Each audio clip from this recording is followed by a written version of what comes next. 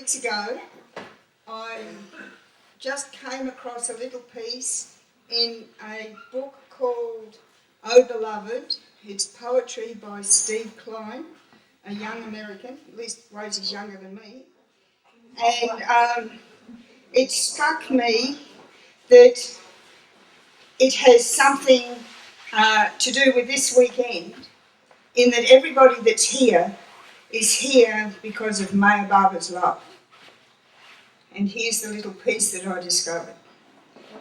How shall I describe your love, beloved? There are no words for such a task. How can I explain the nature of your love to others? If I say your love is so sweet that even in remembering it, I am actually being loved by you, they smile and nod their heads and think they understand. But when I say the only true friend one can have after being loved by you is another who has known your love, they shake their heads in wonder, for they cannot comprehend a love so free of jealousy. How can I explain your love? How can I explain? Your love is such that everyone it touches becomes precious to one who loves you. We are a family in your love, not rivals for it. And every evening when my chores are done, I leave my house and hurry over to a neighbour and ask, has my love been here? Not recently, she answers with a sigh. And in that sigh, I recognise your touch. And so we sit and talk. I ask how long ago it was, and what my love was wearing when he came, and what he said and did, and whether he looked well, and if he laughed or sang or danced. And so the evening passes into night.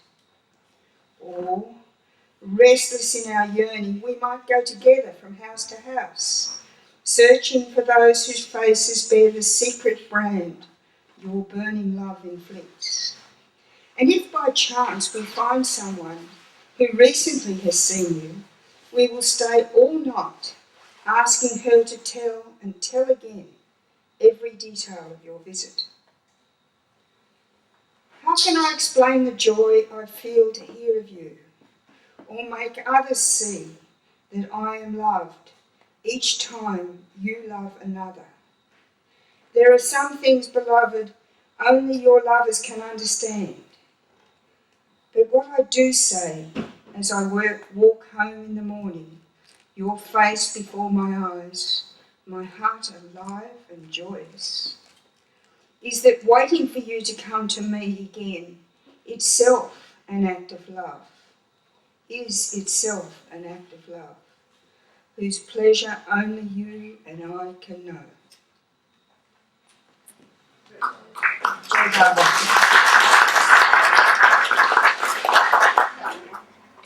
Well, I'm putting myself in Michael's hands. I deliberately didn't prepare anything for today so that I'd be all nice and fresh or whatever I got milked out of me. But I'll start by saying that when Barbara came in 1956, I found myself in the airport. I thought I remembered going out in that little panel van, but Bernard says, no, we arrived on a plane just before Barbara. At any rate, I was at the airport, and you see in the little film, Francis Bradison walking around, getting everybody organised, clucking around like a chook, you know. And he got us all to form a little corridor so that when Barbara came out of the customs, we'd be there to greet him. And I was one of the people that Bernard referred to that was in the second row.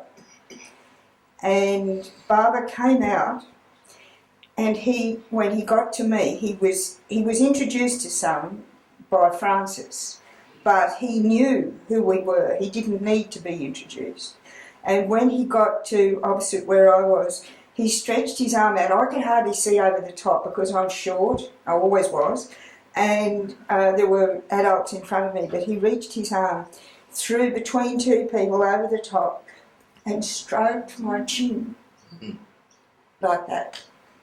And it was, that was a really big thing for me because there was so much love in that stroke. And then I think probably the next thing that comes to mind is, and I'm glad you mentioned it, or somebody mentioned it, that Barbara stood on that round rock that's just outside the door at Mayor House. And after we got out of the car, somehow I was driven to Beacon Hill, as we called it then. And I came down into the sandstone area around the front of Mayor House, and Barbara was standing there on this rock, and there was a queue of people going past. And he was at a higher level, like he was standing on the rock that was this high, and we were filing past on the lower level, and he put his arms around each of us. So we were just in time to get that second greeting at the same time as the people that weren't at the airport. And then, do you want me to just sort of rattle on picture to picture? Do you want a tissue or not? Oh, this is my normal state when I talk to people. I'm sorry. No. Barbara says control. I don't profess to. Well, anyway, I'll try and follow him. Little pictures that have come to my mind as a result of some of the things that people have said. At the end of each session with Barbara in the big room at Beacon Hill, we would all file out. And, and Barbara was amongst us. It wasn't that Barbara went first, it was that there was this great knot of people around Barbara. And one day, or one time when we filed out, I remember my father, I don't think a lot of you have never met my father, but he was shorter than me. He had polio when he was 3, had a hump on his back, a swing splint on one leg, and he walked with a stick. He was quite, he walked quite ably, but he was very short. And Barbara was there in this knot going through the narrow doorway, and my father was there and I was here.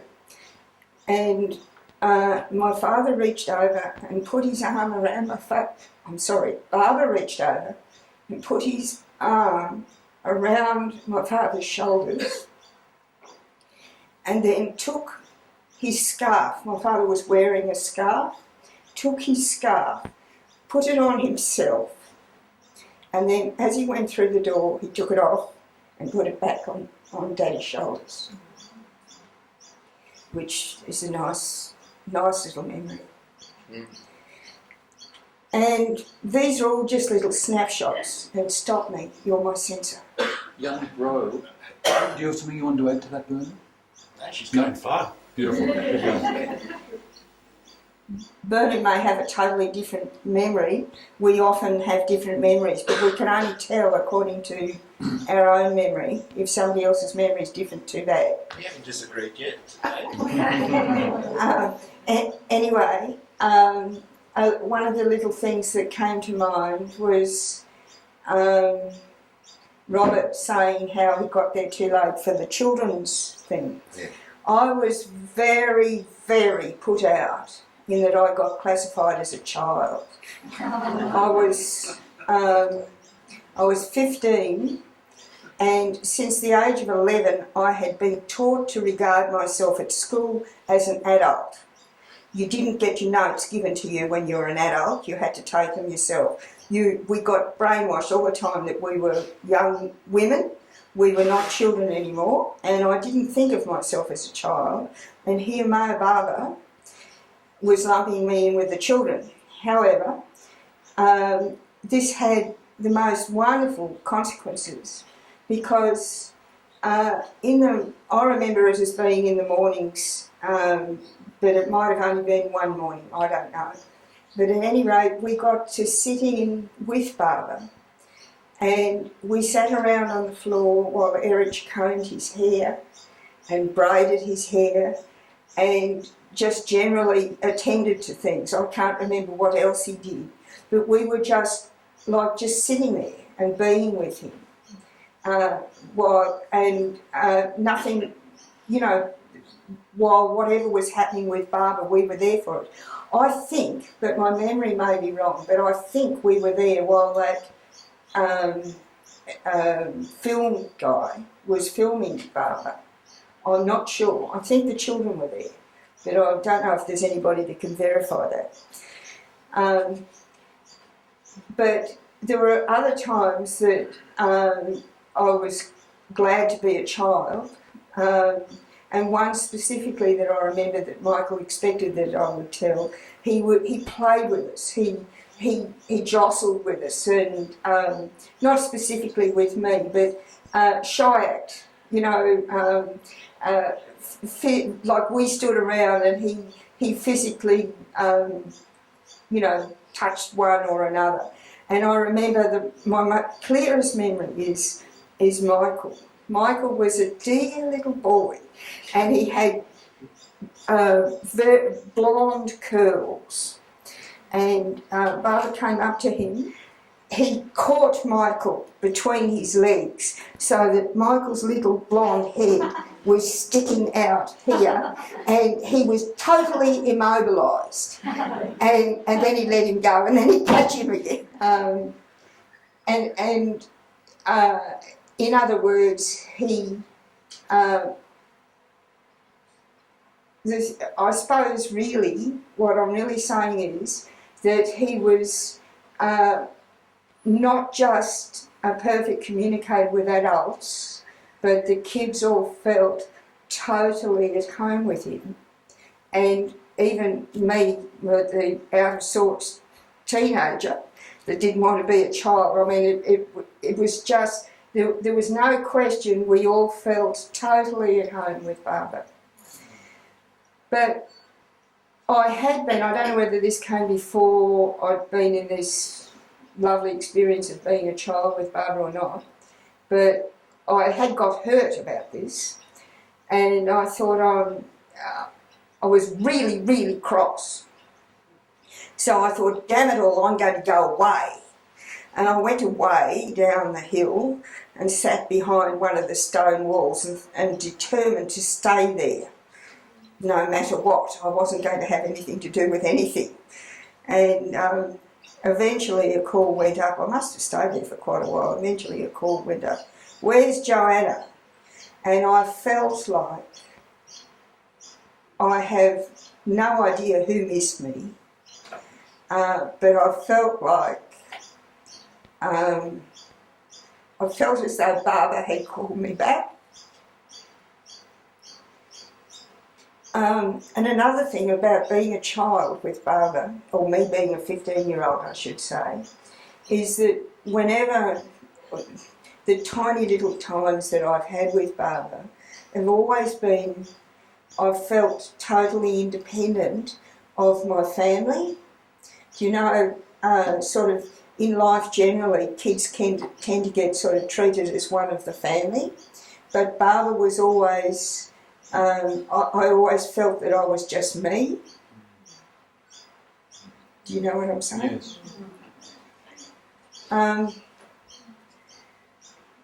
Something else that occurred to me before, and you stop me if this is not a good thing. This isn't actually about... Joanna, it's a good thing that you asked me to prompt you, otherwise we'd be... No, this is wonderful. Please continue. Well, this isn't actually about Barbara, it's about me. But seeing the film with the three Adams kids on the path was lovely for me, because after Francis was no longer coming, regularly close in Melbourne, we used to come up to Beacon Hill to spend time with Francis at Beacon Hill while he was building what Barbara later called Mayor House. And they were wonderful times. Several people have described those times while Mayor House was being built. And I should just mention here that my understanding is that Francis was building a house as perfectly as he could for the visit of Avatar, which had never been promised. In other words, if he built the place for Avatar's visit, Avatar would come. And so all that work that had gone before into that stonework that Francis had done had materialised in Barbara coming. You know? Anyway, there was this beautiful path down below, which later on I heard called the meditation path. And for me, it was always like a holy place. Control. Anyway. Or not. Yeah, anyhow, Beacon Hill in those days was absolutely beautiful. There were lots and lots of wildflowers all through it. If anybody that's familiar with the flora of Australia, the Sydney sandstone area is famous for its wildflowers. And it was just gorgeous. And along that meditation path, I had what I regarded, talking about ownership, as my stone. And when I got tired, which I did occasionally, goodness knows why, I'd go and sleep on this flat stone that was beside the path. And I wasn't really overweight then, but I still managed to sleep on this beautiful piece of rock. But the other reason why that path comes into my Barber story is that before 1956 there had been the prospect of a Sahavas in India. I think it was 1955 that it was going to be. And I was only 15, and Bernard has described, and several people have described, that our understanding of who Barbara was and our exposure to anything about Barbara's life in India and what happened in India and sort of facts about Barbara's life was minimal, practically non-existent. Recent Humanity had been published, and that book was in English, and what you can, as a 13-year-old, even understand some of the sentences, not the other books. Yeah, no, I don't know whether I'd read Recent Humanity at that stage or not. I know I'd read some of the discourses. That's a whole other story. Discourses were very important in my coming to Barbara. But anyway, on this occasion, I was walking along that path and Francis materialised and called me over. Now, somebody said that Francis was really good with children. I found that I loved him dearly, dearly, but I didn't think he was good with children. His language, he didn't have the ability to relate to children, I think. Anyway, he called me over and he said, if Barbara were to invite us to India, of course he didn't say it like this, I can't remember the words, would you like to go? And I'd absorbed enough through respect for Francis and my parents and knowing that they were on the right track. I knew, of course, this was the best thing. So I said yes. And then he said, if Mayor Barber said that the only people that could go were people that were prepared to obey him, who would do anything that he asked them to do, would you be prepared to do that? And I said, yes. And then I got completely overcome, unusual, completely overcome, because I realised, I heard myself, as it were, saying this. And I ran off into the bush, howling. But that was the very first time that I realised that I loved Bob. You know, up until then, as I say, we knew practically nothing about him. But somehow, by his grace, I had picked up something which I believed was loving him. I'm sorry I'm hopeless at this kind of stuff. The event that happened in Big Maya House in 56 made me realise that I knew absolutely nothing about what God Man was all about. Was after the play The Quest had been performed, and Francis was the seeker, and then and he spoke in a way that I'd never heard the intonations in his voice, like as a humble seeker. And I doubt if many people ever heard him speak like that afterwards, but it was in a very humble way, which took me by surprise. All the rest of the cast were totally rank amateurs, some with reading their lines and etc. But Francis's before, well, I beg your pardon, Robert. I can remember, I won't say who had their lines reading them, but okay. But at the end of the play, Barbara was making it clear to Francis how pleased he was. And I have no idea what Barbara's words were through Erich, but it left me with the impression that he's now going to give a reward to Francis. Definitely the word reward was not used, but that's how I took it to be, and wonder what it's going to be given. And what he was given was these instructions of the seclusion, with restrictions on, severe restrictions on diet. Fasting on a bottle of milk a day, which he could have either as coffee, straight milk, or in his tea. To repeat Barbara's name through all his waking hours, I think, was part of it. He wasn't allowed to leave the place where he did the fast, and he wasn't allowed to read.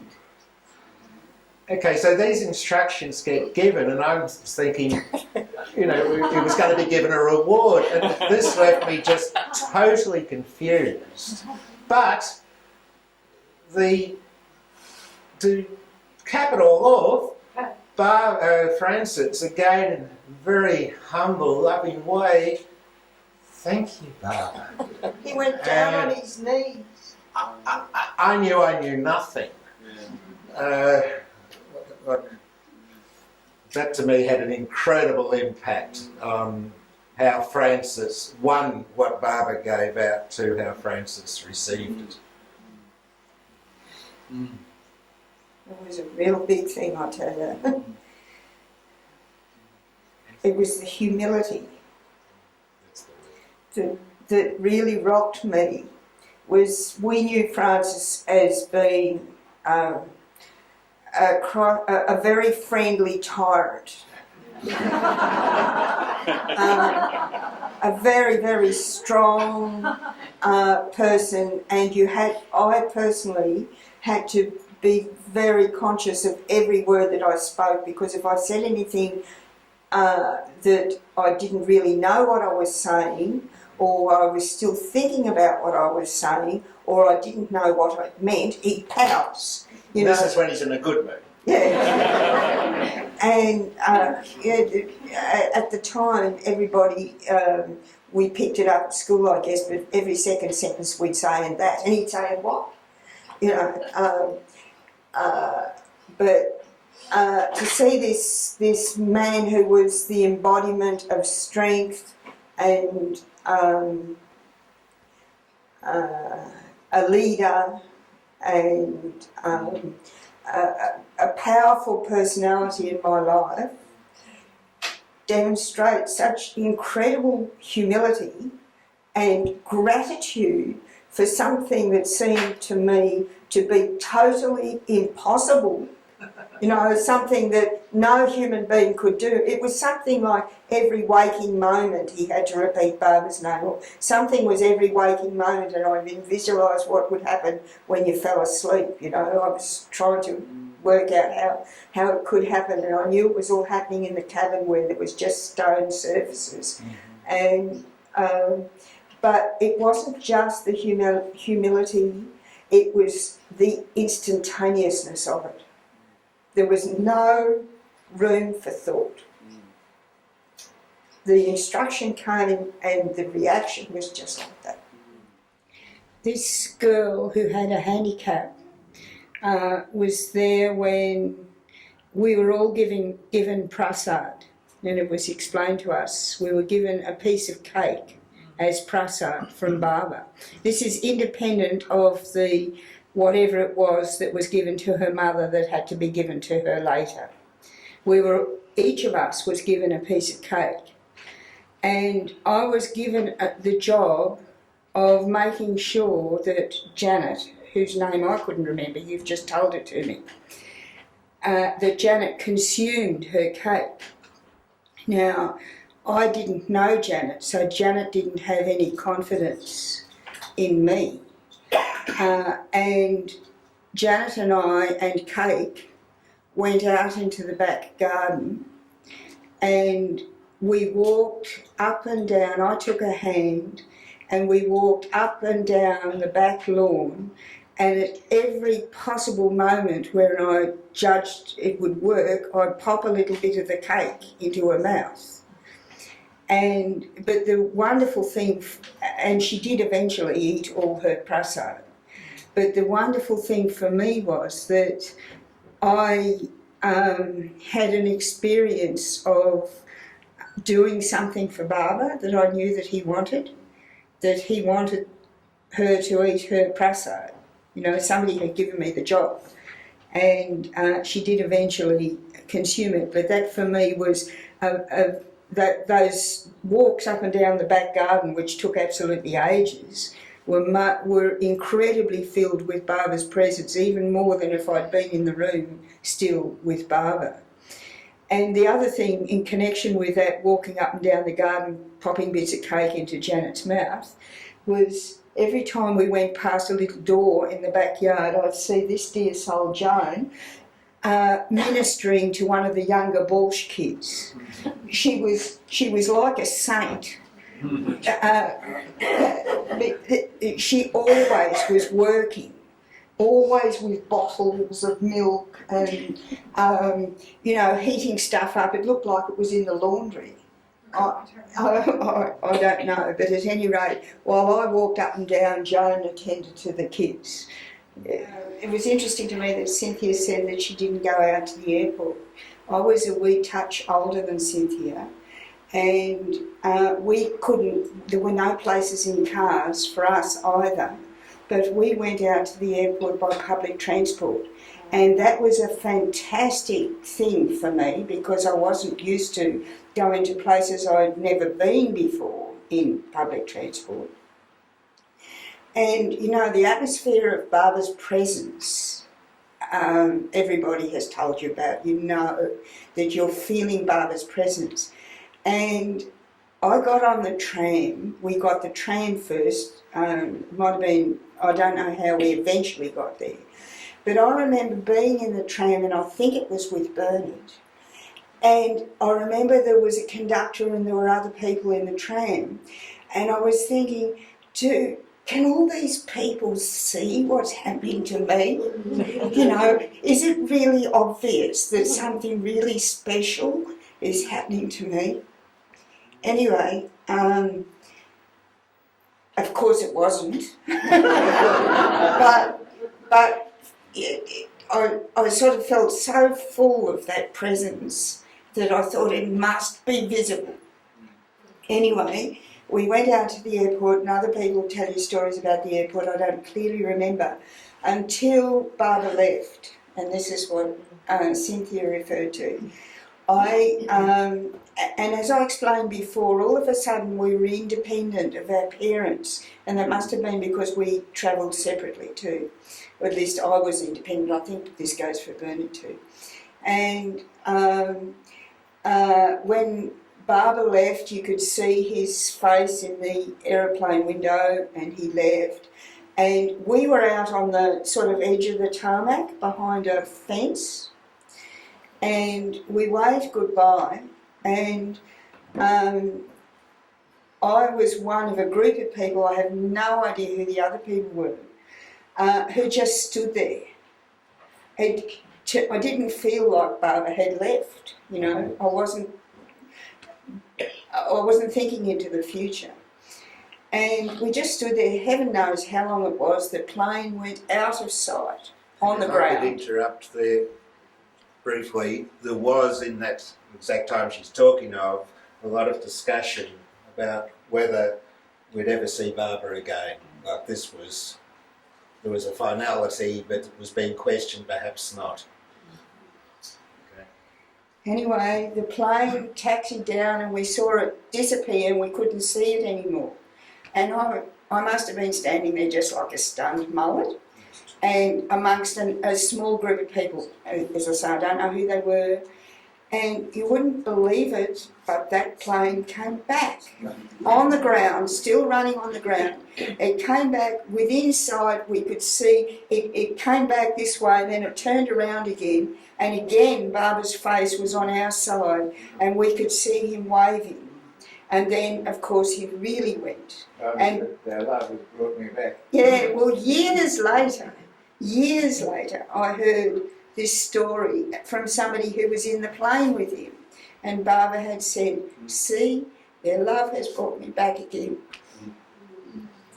And then Baba went. He had asked to see all the places where people slept. And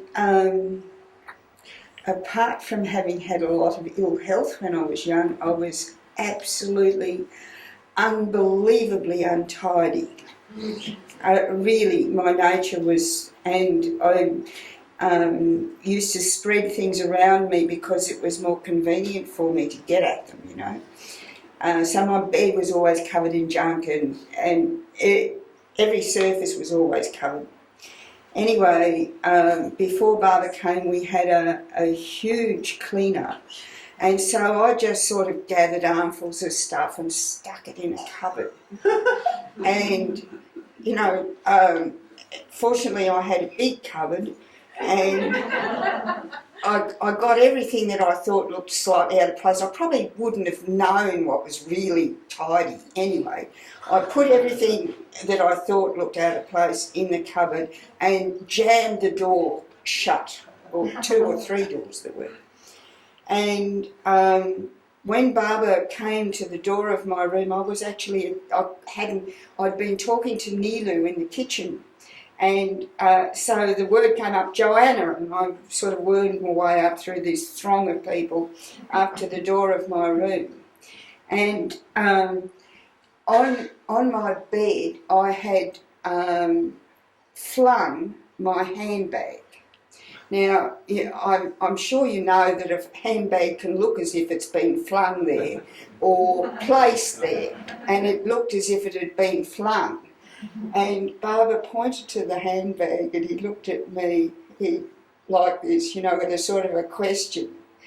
And then he looked over to the cupboard. And I knew there was nothing, I can't remember his look towards me, but I was absolutely positive at the time that he knew me through and through. That there was absolutely no question of hiding anything from Baba. And one other little thing about when Baba came to our house, before he came we also did a sort of quick tidy up around the garden, and John helped with that. And right at the last minute, it was John's idea. John and I made a sign on the front porch out of leaves that said, "Welcome Maya Baba." Do you remember that, John? we wrote, "Welcome Maya Barbara with leaves from the garden." And when Barbara came, he pointed at it and smiled again. And there was one other little thing. My mother had picked some violets, and she went down to the gate and welcomed Barbara at the gate. And you know that song, that beautiful song of Francis's? Yeah, Eileen, whenever anybody sings that, I think of my mother and the violets. Yeah. When we had just come back from Sydney, and we all were living out of suitcases, you know, and everything that we had, we decided we'd put it in one place rather than try and put it all away. And so what we did was we stacked it up on my parents' bed. And Mum and Daddy's bed was, you know, this high with luggage spilling out, clothes, and the most incredible mess. And that was another door that my father had hoped would never open. However, the whole entourage with Barbara at the head came and stood outside the door and looked at the door. So finally Daddy opened it and flung the door open, actually. And Barbara looks at this incredible mess and he's just beaming, you know. He just loved it. I really think that he really he loved to see the evidence of our humanity. Well, I can't remember how long before Barbara came that we were actually here, but I do remember that it was a real highlight of my life. Even though Barbara wasn't here yet, the anticipation of Barbara coming and Francis's direction meant that the most incredible teamwork happened that I've ever been involved in. I was 17, and just as a very small example, I found myself learning how to shovel gravel. 17, halfway through my last year at school, in a girls' school in the city. And so I found myself on the end of a very large shovel, shoveling gravel, and I just loved it because the team functioned so beautifully. There was some woman on the end of a rake, I think it was Regis of Cider, who also was probably never done any work like that. You know, and as Bernard has told in previous descriptions of the preparation for Avatar's Abode, the whole emphasis was on making, in this particular job, was in making Barbara's travelling from the road comfortable. That the original road was replaced with a flatter road so that Barbara's broken body would not be suffering pain. And I did a whole lot of things that I've never done before, but it was the most joyous time. It wasn't that we were all going around grinning. It was the hardest yakka I'd ever done. I know when morning smoko came, I was as tired as I'd ever been at the end of a day. You know, I really thought smoko will never come. And then smoko came and went and we'd start again. And then lunch came and went and we'd start again. It was like it was hard yakka. But the way that Francis coordinated everybody, and there were different people doing different jobs, and the way that even for this useless 17-year-old girl, there was always an important slot to fill. And I will tell you later, but I know Noel is going to tell you heaps, so I'm going to tell a tale on Noel, which I will complete later. Where's Noel? He's outside. Anyway, right near the end, we were painting up as I remember, it was me doing it because I was small enough, I was small then, to get underneath the eaves of the roof. And Noel and I were up there painting. And Noel kept saying to me, what about the conditions? Now, there'd been conditions on coming to the Sahavas with Barbara, conditions of obedience. And I knew I loved Barbara. I knew I was prepared to do anything Barbara said. I didn't really know, but that's what I thought I knew.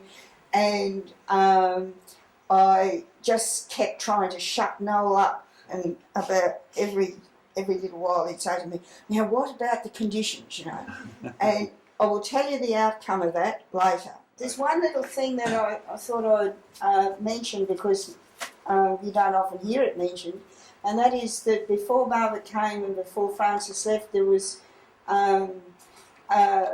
underneath the tank stand was prepared for Francis to sleep there so that he was on hand for Barbara. And I remember making his bed for him underneath the tank stand. You know, everything that he needed was put there so that if Barbara wanted anything, he was just there.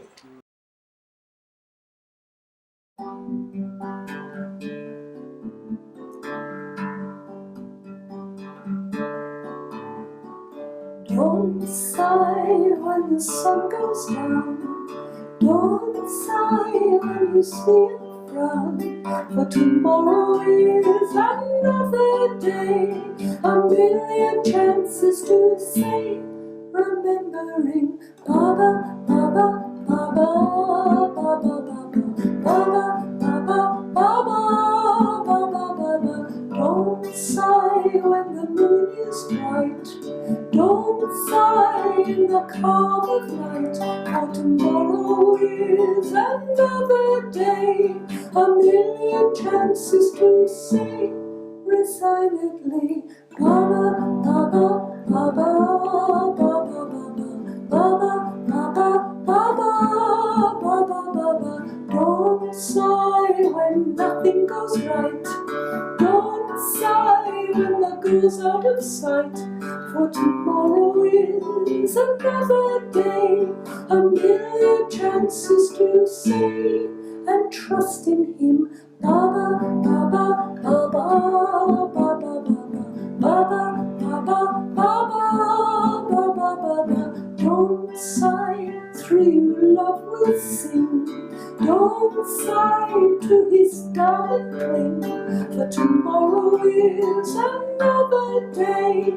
A million chances to say his name again.